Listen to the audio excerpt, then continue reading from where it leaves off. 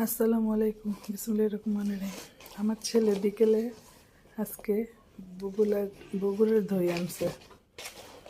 তা আমরা সন্ধ্যায় খাইছি, কিন্তু আমার হাজব্যান্ড খায় নাই। সে এখন এই রাত্র 12:30 বাজে, এখন সে দই খাবে।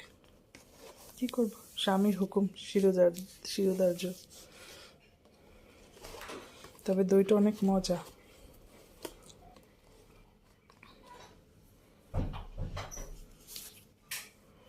সবার জন্য দই পারি।